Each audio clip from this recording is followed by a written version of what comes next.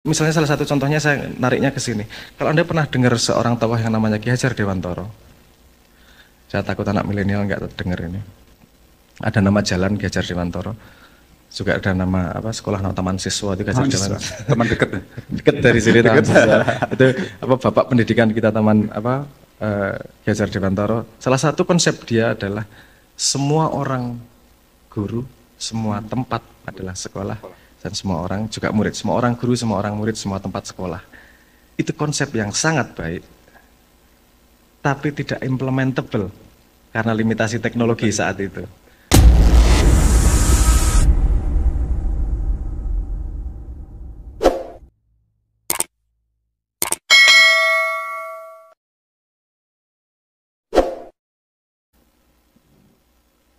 Oke.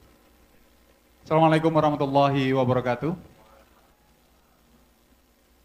Ya, alhamdulillah hari ini kita bisa kopi darat di Ambitarium. Saya lihat di data peserta ada banyak teman-teman dari Universitas Ahmad Dahlan dan tamu-tamu dari universitas lain. Ada dari UGM, ada dari UIN, ada dari tempat-tempat yang lain. Saya terima kasih sudah berpartisipasi dalam acara ini. Acara sekarang itu adalah kita talk show. Sebenarnya ngobrol aja dengan Mas Abrang, dengan Mas Yunan Helmi, Mas Abrang ya. Ini masih muda. Masih muda, tapi dipanggil Pak Sabrang tadi ketawa-ketawa sendiri tadi. Ya, tapi it's okay, nggak apa-apa ya. Nah, topik kita di siang kali ini adalah sebenarnya mengupas tentang value bisnis dari Symbolic.id yang kita ajak kerjasama di talk show ini. Jadi Symbolic itu adalah sebuah platform. Ya, jadi nanti kita akan kupas. Mas Abrang ini adalah CEO-nya, otak di belakang Symbolic. Mas Helmi ini adalah engineer, jadi yang ngurusi soal infrastruktur teknologinya dan lain sebagainya. Itu Mas Helmi. Ini Mas Abrang yang ngurusin masalah value, masalah sesuatu di belakangnya ya. Jadi spiritnya dan lain sebagainya Mas Abrang yang bikin. Nah, saya ada door prize sini. Door prize-nya itu bukunya.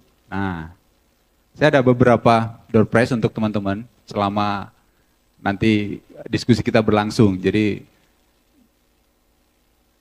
yang respon nanti akan saya kasih door prize. Efek reward. Gameplaynya begitu. Ya, buku ini judulnya Melebarkan Keterbatasan. Judulnya inspirasi saya dari Mas Abrang di banyak YouTube-nya. Ada mengupas tentang limitasi manusia. Nah, ini tak tuliskan judulnya adalah Melebarkan Keterbatasan. Nanti akan saya kasih ke teman-teman yang beruntung kali ini. Oke. Tapi nanti. Nah, sekarang saya pengen satu dulu dari teman-teman yang ngasih satu kalimat, dua kalimat tentang Mas Abrang itu siapa. Jangan-jangan anak-anak generasi Z ini belum nggak tahu itu Mas Abrang itu siapa. Coba. Siapa yang oke. Panitia tolong dikasihkan mikrofon ke sana.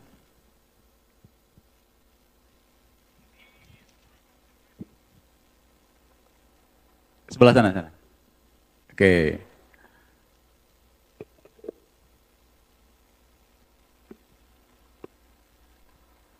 Ya, berdiri. Nah. Ya, nama dari mana? Perkenalkan, saya Vicky Adiansah dari Sragen. Sragen. Ya, kuliah di UNS. UNS. Ini ya. Datang ke sini? Iya, naik kereta. Naik kereta? Ya. Untuk ya. Diskusi dengan Mas Abrang ya? Ya. Luar biasa, Mas. Tepuk tangan. Jadi Mas Abrang yang saya kenal itu dulu pernah kuliah di luar negeri, bahkan disuruh sama bapaknya naik kuliah kudu ning luar negeri, ya Mas ya. Terus Mas Abrang yang saya kenal itu anak putranya Cak Nun, terus sama vokalis Loito. Oh gitu. Ya. Ya, itu aja. Iya. Yang ditahu itu aja. Iya. Di luar negeri kuliahnya tahu nggak di mana?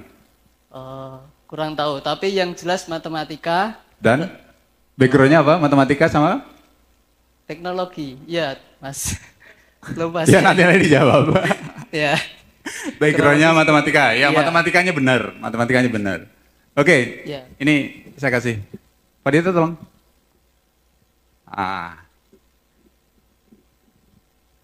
Itu bukan bukunya Mas Abrang, ini buku saya yang nulis. Oke, bener ya. Jadi Mas Abrang ini dulu backgroundnya matematika, tapi sekarang nggak tahu. Sekarang saya nggak, dari tadi obrolan saya belum membaca fokusnya di mana karena spektrumnya terlalu lebar. Oke, introduksinya itu dulu. Nah, nanti saya pengen ini dulu Mas Abrang. Jadi background dulu Mas Abrang. Ketika mau memulai simbolik itu sebenarnya mau ngapain itu? Dulu kan opinium, terus tiba-tiba jadi simbolik itu mau ngapain? Cek, bismillahirrahmanirrahim. Assalamualaikum warahmatullahi wabarakatuh. Suara saya terdengar jelas nggak ini?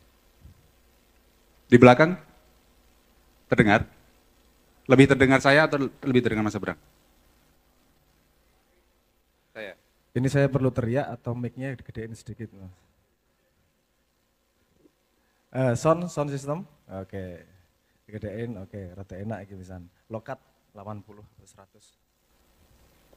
Wong musik. Gatel gue ngomongnya. Oke. Nek gatel nyanyi wis tak sediake gitaris, Mas. Ojo, Mas. Larang. Oke, jadi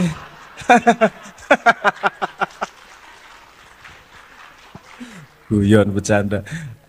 Saya secara belajar formal saya kuliah di beberapa fakultas sekaligus kebetulan. Saya di matematika, fisika dan psikologi. Gelar yang saya ambil yang Bachelor of Science, yang matematika sama fisika, yang psikologi enggak saya ambil. Keburu kangen ke Jogja. Tapi kebetulan memang saya kalau di sudut pandang akademik saya banyak terlibat di banyak bidang. Saat ini saya sedang mengelit penelitian 3 tahun di 5 bidang, matematika, IT, psikologi, sosiologi, dan komunikasi. Seperti dikatakan tadi, nggak jelas, saya memang tipikalnya bukan spesialis, saya tipikalnya lebih generalis. Saya tidak belajar berdasarkan kategorisasi kereta yang dibuat oleh sistem, saya belajar apa yang saya ingin belajar gitu. Jadi kebetulan nyenggol banyak hal memang. Kalau ya gitu, di musik itu juga saya nggak sekolah karena musik kan hanya noise yang terorganisir. Kalau kamu bisa mengorganisir banyak hal, noise adalah salah satu hal yang paling mudah untuk diorganisasi. Noise yang terorganisir jadinya musik kan gitu. Noise yang terorganisir dari musik. Oke. Oke, yang tadi, yang backgroundnya ada yang lain. Oh, tentang simbolik tadi backgroundnya ya. Oke, ini ada banyak layer background sebenarnya. Mau pakai layer filsafat, layer teknologi atau layer utilisasi, ada beberapa layer yang bisa dibicarakan. Tapi mungkin saya dari layer yang mudah dipahami dulu aja lah. Basically teknologi itu adalah ekstensi dari manusia. Dia menghemat waktu maupun menghemat energi. Salah satu itu kalau mau ngomong sejarah perkembangan teknologi itu dibagi menjadi banyak epoch. Epoch itu rentang waktu, rentang zaman. Dan era teknologi ini dimulai dari epoch ketika ditemukannya sepeda. Aneh itu. Tapi teknologi ini biasanya disebut sebagai ketika pertama kali diciptakan sepeda. Karena sepeda adalah teknologi yang rasio amplifikasi energinya paling besar. Maksudnya dengan satu ontelan bisa berapa meter jauhnya, itu amplifikasinya segitu. Nah, teknologi ini mengamplifikasi limitasi yang dimiliki oleh manusia. Limitasi tenaga, nyangkul sehari bisa cuma setengah hektar, dengan traktor dia bisa jadi 10 hektar misalnya gitu. Dengan teknologi komunikasi kita bisa ngomong jarak pendek jadi jarak jauh dan seterusnya lah. Dan ketika ada amplifikasi dari teknologi itu juga ada layer manusia yang diamplifikasi. Yang paling mudah dilihat adalah amplifikasi dari energi. Tapi kemudian manusia kan juga ada banyak layernya. Ada layer fisik, ada layer abstrak, ada layer yang lain. Dan salah satunya ketika saya melihat society, mohon maaf ya kalau agak kompleks ini, karena dengan mahasiswa jadi saya nggak perlu ngerem-ngerem ya, kalau nggak paham berarti Anda nggak pantas jadi mahasiswa gitu aja. Oke, mudah-mudahan kompatibel ini. Nggak apa-apa ya, namanya diskusi kok. Apa gini, jadi kalau human itu kan ada physical experience, ada abstract experience, intelligence experience, ada spiritual experience. Nah, teknologi sekarang paling banyak digunakan untuk mengamplikasi physical experience. Kemampuan komunikasi, kemampuan mendengar, kemampuan berbicara, menulis, membagi informasi, dan seterusnya. Tapi belum ada teknologi, menurut saya, belum ada teknologi yang mampu mengamplifikasi kemampuan otak. Otak kita terlimit pada modal dasar. Padahal kalau modal dasar fisiknya lemah itu bisa dibantu oleh teknologi.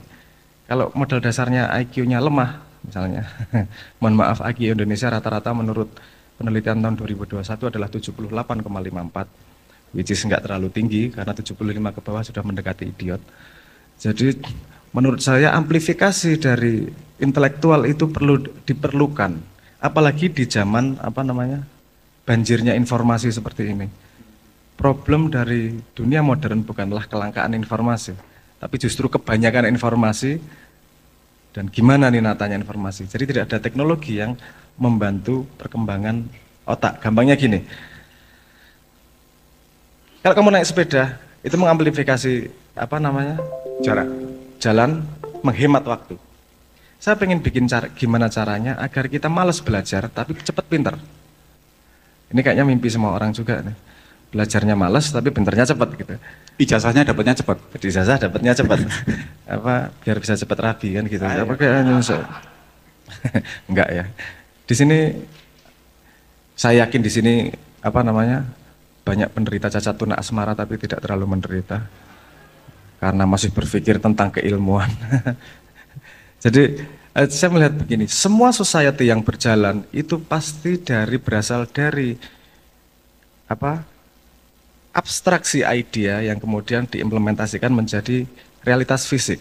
Seperti perkembangan sains itu kan mulai dari obrolan-obrolan abstrak terus kemudian dijadikan eksperimen dan menjadi modeling. Misalnya obrolan tentang hukum dijadikan hukum formal, kita akui kemudian kita laksanakan bersama. Ini semua berasal dari kemampuan abstrak otak.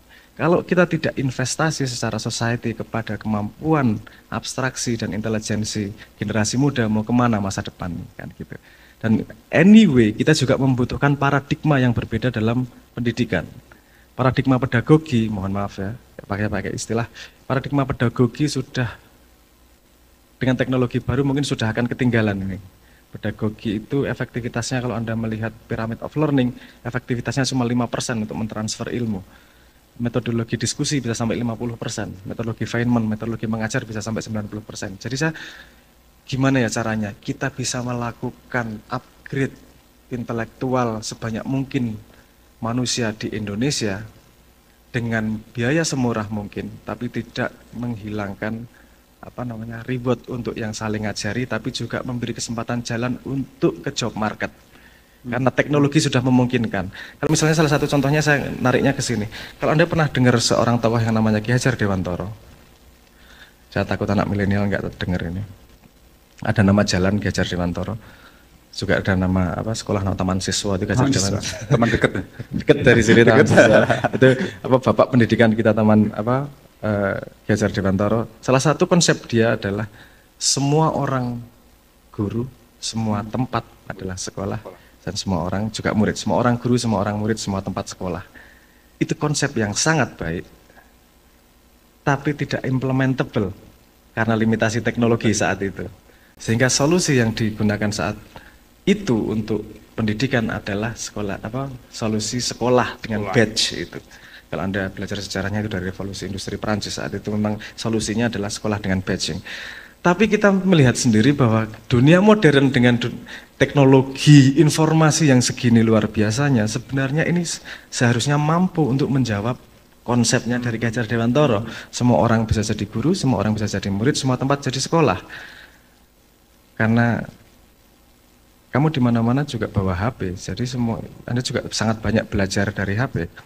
Entah belajar joget, entah belajar apa namanya make up atau belajar ilmu, itu terserah Anda, tapi HP membuka pintu yang luar biasa untuk belajar. Saya hanya mencari solusi nih. Saya tidak gini, saya peduli pada society, saya peduli pada Indonesia, tapi saya tidak merasa bisa memecahkan banyak masalah. Saya harus ngambil satu titik di mana saya bisa mengamplifikasi metodologi untuk memecahkan masalah. Jadi saya masuk pada area bagaimana kita bisa pintar cepat dengan menghemat waktu, mengamplifikasi otak, malas belajar, tapi pintarnya cepat dan komunal. Kita bisa cepat, pintar bareng-bareng. Itu yang mendasari pemikiran simbolik sebenarnya. Iya. Kok